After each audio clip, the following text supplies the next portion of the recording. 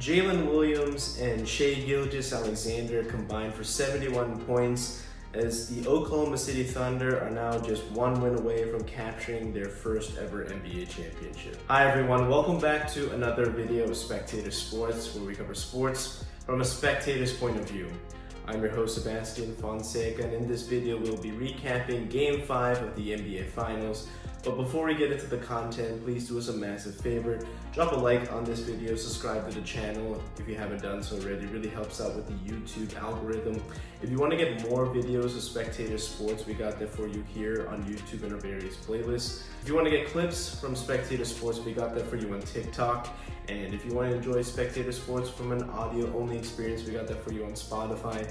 I'll link everything in the description, and let's get into recapping Game 5 of the NBA Finals. Since the dawn of the new millennium, there have been several instances of the finals being tied at 2-2 heading into Game 5. And since the NBA switched back to the 2-2-1-1-1 format instead of the 2-3-2 format, whoever wins Game 5 goes on to win the series in 6 games. And in Game 5, the Oklahoma City Thunder won in dominant fashion after it got a little bit tight in the fourth quarter, but thanks to their defense and J-Dub especially putting on a show in the fourth quarter, the Thunder had a gear that the Pacers just could not contend with. We came into this series with concerns of how the Pacers were going to guard Shai Gilgeous-Alexander, but now it seems that J-Dub has solved the Pacers' defense. With each game in this series, he's increased his scoring output, and in Game 5, he had his signature moment of these finals, scoring 40 points. Doing most of his damage early in the third quarter and to close it out midway through the fourth. Being so effective as a slasher in several ways, making these very sharp cuts to the rim, and also just getting downhill and finding ways to get to the rim with ease. He's also done a really good job with picking his spots in the mid-range, but also being efficient from the outside, where he made 3 out of 5 3-pointers in Game 5. I just don't think the Pacers can counter his strength and his speed. He's like a cannonball whenever he gets ahead of steam, and he's totally unstoppable when driving to the rim, at least in the past 2-3 games against the Pacers. I thought that his tempo was also excellent in Game 5, changing his pace to keep it under control in tight spaces, showcasing his newly improved ball handling abilities. But he also blended this hard-nosed aggressiveness with crisp movements with that pace and change of speed like I talked about. His drives to the rim translated into several free throws, mirroring an element of SGA's game. And the two combined to go 22 out of 26 from the line. J-Dub's defense, which we'll detail a little bit later in this video, was also a huge factor in how OKC got this 3-2 series lead. I have more to rave about with SGA, as this is his fourth game of this series where he's scored at least 30 points, and this time after finishing Game 4 without a single assist, Shai responded in Game 5, dishing out 10 dimes. The Thunder defense was almost performing at its peak like we saw in the regular season. They forced 23 turnovers while smothering Haliburton in the process, preventing him from making a single field goal. Like I said, Haliburton went 0 for 6 with his only points coming from the free throw line. As much as we like to speak on the physicality of Oklahoma City's defense, it's been how they defend the Haliburton pick and roll that's been the true success in this series. In the postseason, the Pacers had a 103 offensive rating when defenses switch in the pick and roll. But in the finals against Oklahoma City, Indiana's offensive rating dips to just 63. They found success against Ihart once in a while, but once he was subbed out, they just couldn't solve this Oklahoma City defense. Whether it was Lou Dort, Cason Wallace, or J-Dub, many of these reps in pick and roll was blown up by these switches. And when defending Haliburton, they also did a good job in denying Haliburton the ball, as they constantly switched onto him or the big that he was trying to pass the ball over to, and in the process they turned these passes into either turnovers, and then also if they managed to catch the ball, they closed out on the shooter really well. When Chet Holmgren defends this action, it makes it nearly impossible to score because of his mobility to guard Haliburton on the perimeter, and when you couple that with Jalen Williams' strength to guard bigs like Miles Turner, there's a turnover waiting to happen, and it blows up the entire action, as Miles Turner is usually the screener in this type of action, and effectively kills the offensive possession. The switching played a huge role in that definitive 18-4 run by forcing Nembhard into several turnovers as well. And unlike in Game 1, the Thunder punished the Pacers' mistakes, turning those 23 turnovers into 32 points. Something that's gone unnoticed for the OKC Thunder has been Shea's defense.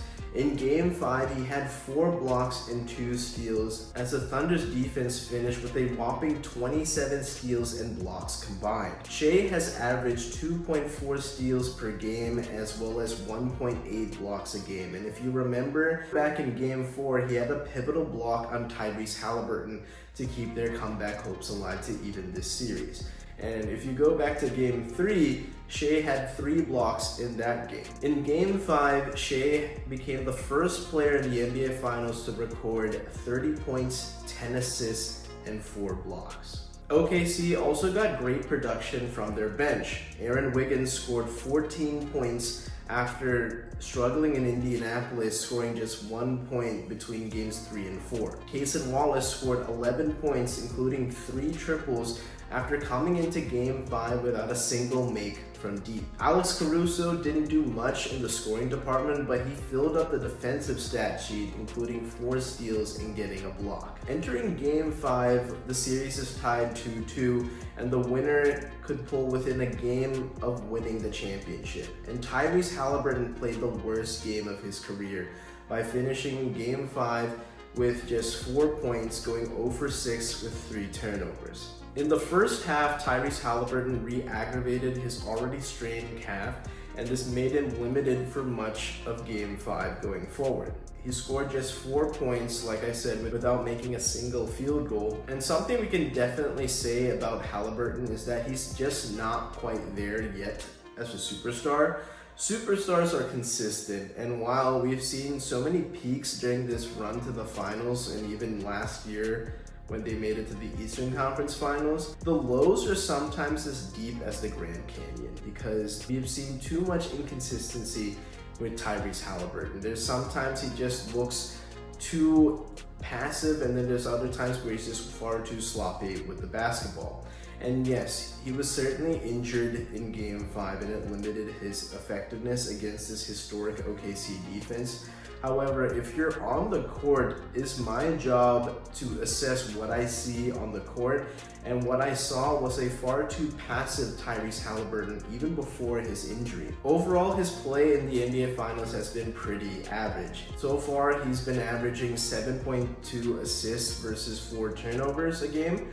And while that's solid for many point guards, it's nothing compared to what we saw during this postseason run, where he averaged 9.8 assists versus 1.9 turnovers a game, which is a stark contrast and shows how good Oklahoma City's defense is compared to the rest of the league. Their length is one thing that can bother most teams, but when you have a guy like Lou Dort that can simply absorb any type of leverage you try to gain, it's just a bad matchup for Tyrese Haliburton. Tyrese is one of the bigger point guards in this league, but he's not really that strong, and when he gets bumped off his spot and then his path to the paint is cut off, he's effectively just dribbling around the perimeter and then settling for a tough jump shot.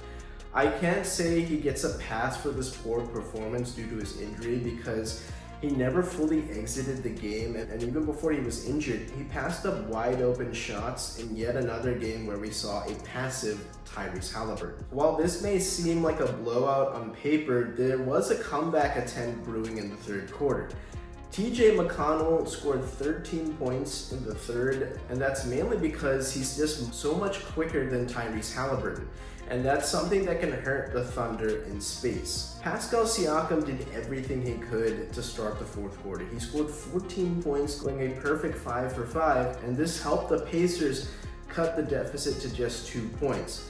But once again, like we saw in Game 4, the Pacers went away from Siakam as Haliburton became more and more ineffective and they turned to Andrew Nembhard to be the playmaker, and he had an awful stretch with several turnovers which essentially put the game out of reach for Indiana. And this makes me wonder, why didn't Rick Carlisle just ride the hot hand? Of course, you have to give TJ McConnell a little bit of rest because he played a ton of minutes in the third quarter, probably more than what you thought he would play. But after seeing Tyrese Haliburton struggle all night, TJ was the guy that had a lot more impact in this game. In fact, he was a driving force for this Pacers comeback to begin with. And it just made sense to stick with TJ in the fourth quarter.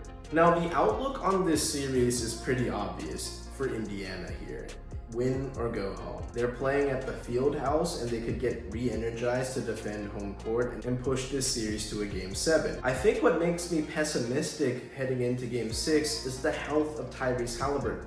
The fact he's injured and it's a calf strain means that his explosiveness is severely compensated and not working at peak capacity. This likely means that he may not be able to play heavy minutes. And in the NBA Finals, usually the rotations get a little bit tighter. Guys log 40 to 45 minutes. And for whatever reason, we haven't seen that from Rick Carlisle. I understand he likes to go deep into his bench, but we've barely seen the Pacers starters play more than 35 minutes in these finals. And I think with especially 2 days off, you have to empty the tank. Play Siakam as much as possible and try to get that spark between Benedict Mathurin, TJ McConnell, and Obi Toppin, much like what you saw in game 3 of these finals. I do have faith that at least 2 out of the 3 will be consistent, as we've seen good performances between TJ and Obi. But Benedict Mathurin, I think, is the biggest wild card here because we've seen a lot of highs with 27 points and then some really bad lows in game 4. OKC won game 4 with much higher stakes as they seem to be in control ever since in this series. But I doubt that they'll be coasting into the game 6. They'll want to finish this up because the game plan has been a death by 1,000 paper cuts with SGA in the mid-range, and then unleashing Jalen Williams, especially late when the Pacers defense has worn down. If they get a little bit of production from their bench outside of Alex Caruso to even score maybe 10 to 12 points, I think they finished the job. But let me know your thoughts in the comments. Will we get a game 7, or will Oklahoma City capture the championship?